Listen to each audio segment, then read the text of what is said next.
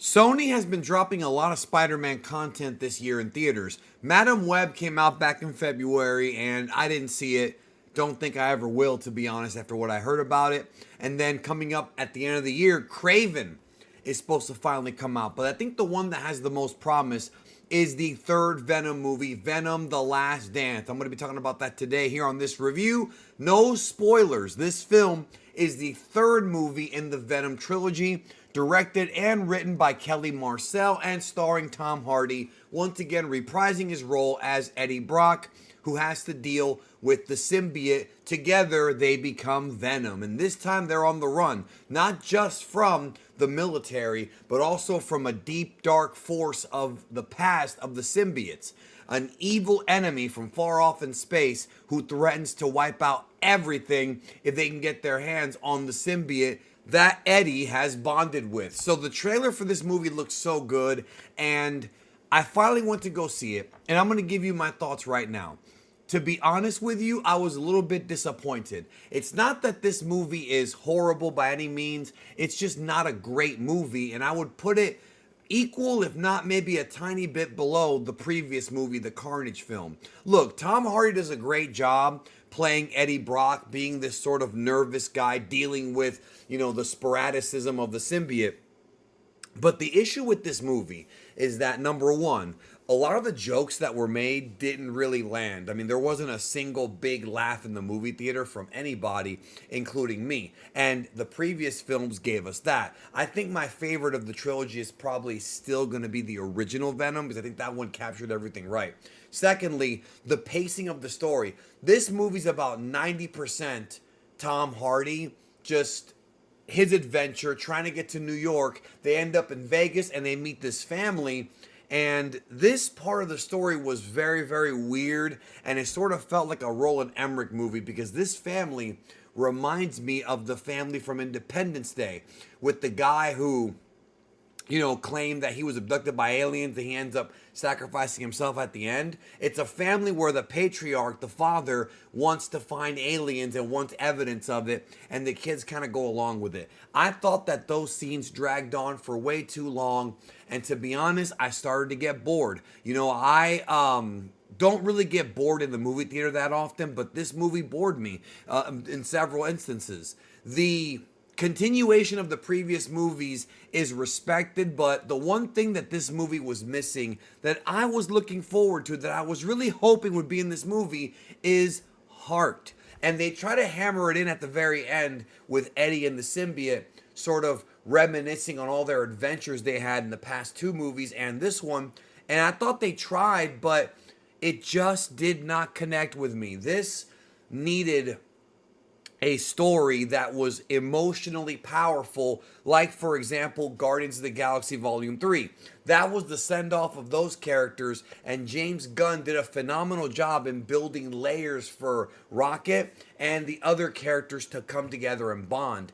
This film, Tom Hardy's alone for most of it, and there's obviously that whole buddy cop thing where he's arguing with the symbiote, and there's comedy to it, but it just did not connect with me this time around. It felt like there were more scenes in the movie that weren't put in. It felt like the movie might have been edited a bit too much, to where too much stuff was taken out. And I felt somewhat the same way with the Carnage movie. I thought there was probably more there that we didn't get. And I wonder how much of this film was left on the cutting room floor.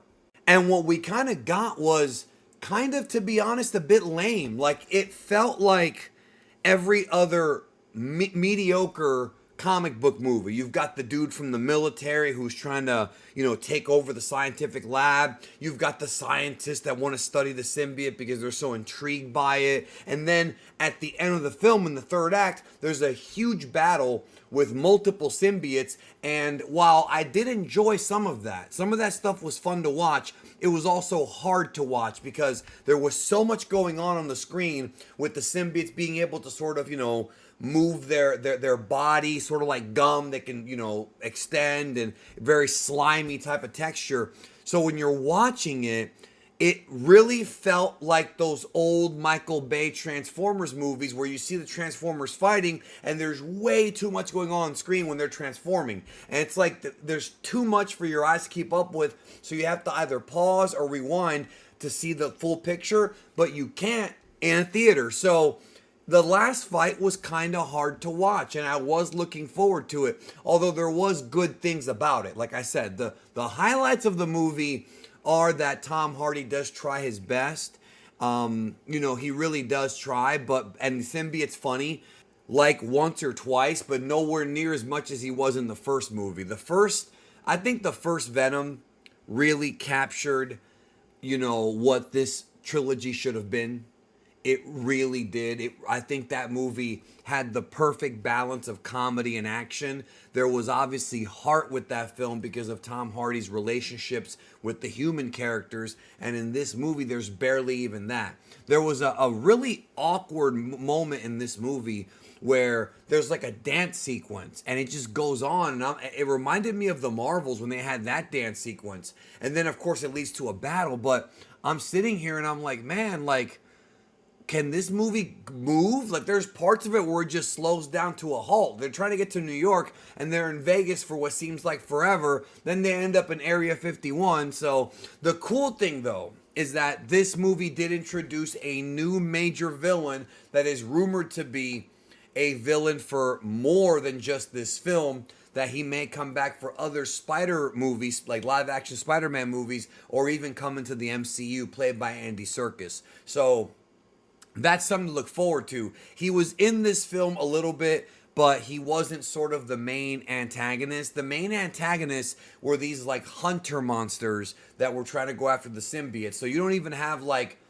Carnage, like in the previous film. Like there's no character there. It's just a monster. And there's only so far you can go with just effects and a monster.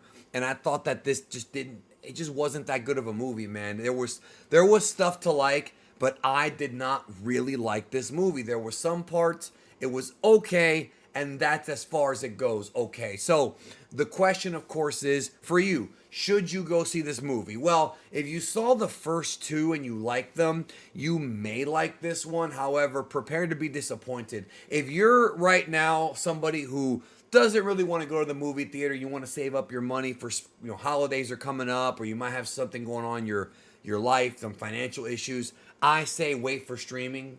This movie, like the last one, was a one and done for me. Like, I saw it, I watched it all the way through. There is a mid and a post credit scene, so there is stuff they're teasing for future movies or maybe even the MCU. But like, I have no reason to ever watch this movie again. It didn't hit me emotionally. It wasn't all that funny. And it was a letdown. Like, it really was a letdown. Not the worst movie ever. Not like Joker 2, which everybody's hating. It's not that bad, but it's certainly just not the best way to end the trilogy. I saw some people saying this was the best of the trilogy. I have to disagree. The first one, to me, the original Venom, I thought was the most fun. I'll rewatch that one from time to time. I've only seen that one once also, so the urge to see any of these isn't really there. But that one had the whole package. That one felt like a complete movie. This one, not so much, man. And like I said, I have no reason to ever see it again. Not the worst movie in the world, but just there's too many comic book movies that have the same formula. This movie's very formulaic. We've seen the military and the scientists and, Eddie Brock has to run away from them, but they actually have good intentions. We've seen this a million times, and I think it's time to kind of try and reinvent the wheel. Hopefully the MCU, with the upcoming Captain America and Fantastic Four movies, can do something a little bit different, because to me, I'm very disappointed, man. I think Eddie Brock and Venom deserved a better send-off than this when it comes to their solo film. So, if you saw it, let me know in the comments. And if you're trying to avoid spoilers, don't go in the comments because someone's probably going to put something there. But those are my thoughts on Venom The Last Dance. Anyways, man, take care. Have a good one.